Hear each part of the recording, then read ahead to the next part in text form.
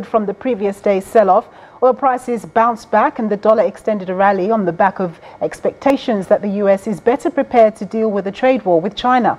Tokyo's Nikkei share average index rose by 1.2%. Hong Kong shares were also up, with the Hang Seng index registering a 0.6% increase. Chinese stocks rebounded more than others, with the Shanghai Composite Index jumping 2.2%. And over in the United States, stocks fell last night, breaking a 4-session streak of gains after Washington's threat to impose tariffs on an additional $200 billion worth of Chinese goods fanned trade war fears. As sharp drops in oil prices hit also energy shares, the Dow Jones Industrial Average fell 0.9%, the S&P 500 lost 0.7%, and the Nasdaq Composite Index declined by 0.6%. While global markets appear to be up, but the local market has not been doing so well. However, it's been a good day on the commodities. Let's take a quick look at the indicators.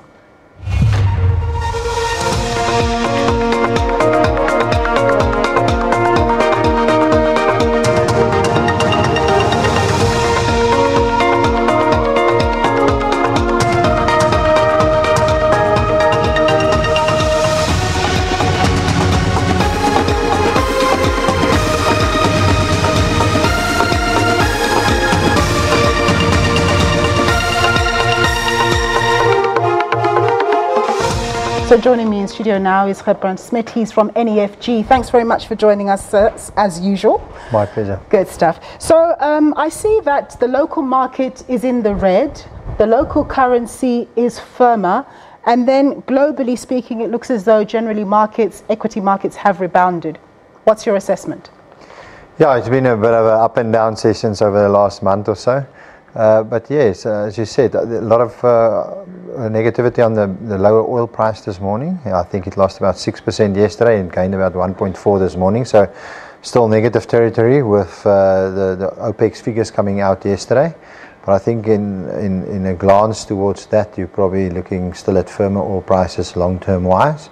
And everything recovering again after new trade war signals over the last 2 days. So yeah, very interesting. Look, we keep on talking about this trade war thing. Some people are very dismissive of it. What's your feeling? Do you think it's something we really need to be concerned about, particularly emerging markets, which always get hit by exogenous factors? I think so. I think in the short term, it's certainly not positive news. I think long-term wise, neither. It's not a good signal.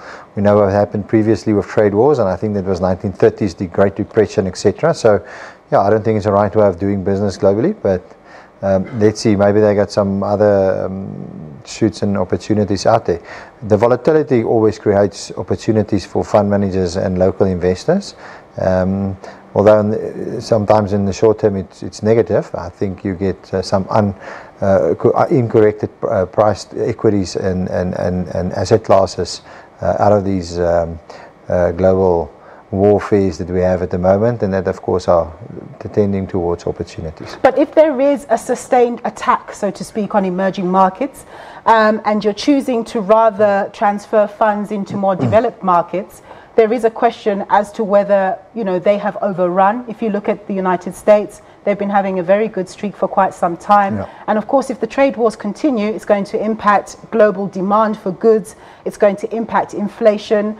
And perhaps those markets will have to decline as a result as well. I think so. I think it's not going to be positive for anybody out there. At the moment, if you look at valuations, I think you're correct. I think those developed markets are priced correctly. They probably are more on the expensive side. And of course, we had a sell-off in emerging markets over the last few months, and they are actually looking much cheaper than the counter peers. Only time will tell if it's worthwhile to buy in at these levels. We've been buying a little bit of late, but I think more opportunities emerging markets at the moment from a price valuation point of view than what we have in first world markets. You did touch on oil, but what's happening broadly with commodities? It seems strange to me that commodities seem to be ticking up today when the US dollar seems to be firmer. Yeah, I think we've had a bit of a sideways market for the US dollar over the last few months, but certainly short term a bit firmer. It looks firmer today, the commodity prices, but I think if you take that 2 days in or 3 days, certainly it's a lot softer. Copper has probably fell about 5 or 6%, and the same with our oil prices. So as a whole, it's certainly on a downtrend with a bit of a stronger currency at the moment for the US. If that will hold, we all will tell. We got some nice figures out this evening on the inflation in the US. All eyes on that today.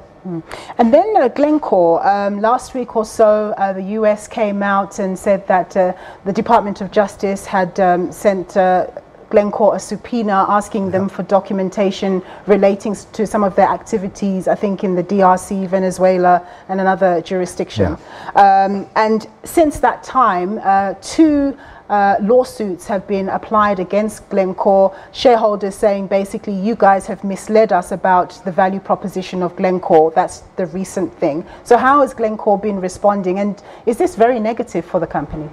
I think in the short term it's negative. If you look at how much money has been wiped off the market cap of Glencore, it's certainly much more than what any fine has ever been at any of these subpoenas that have been issued by the US government. So we think it's a bit of an overreaction. The company has actually appointed a new board and a new total section that's going to deal with the whole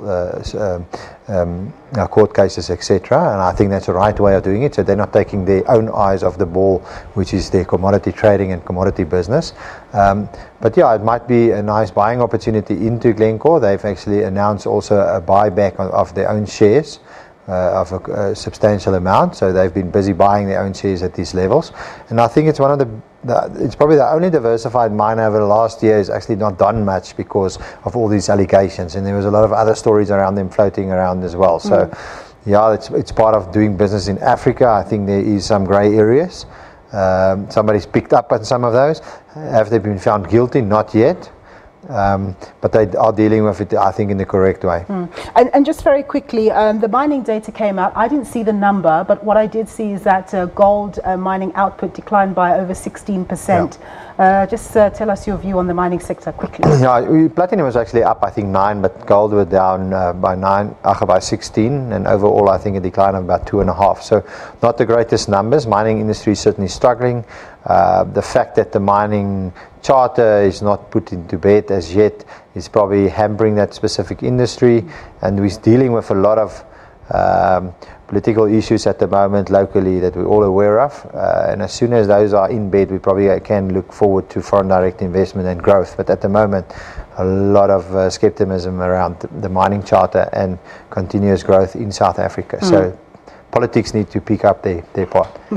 All right, thanks very much, Herbrand, for your time and your insights. That was Herbrand Smit. He's from NEFG. After a short break, Nzinga has more business news for you.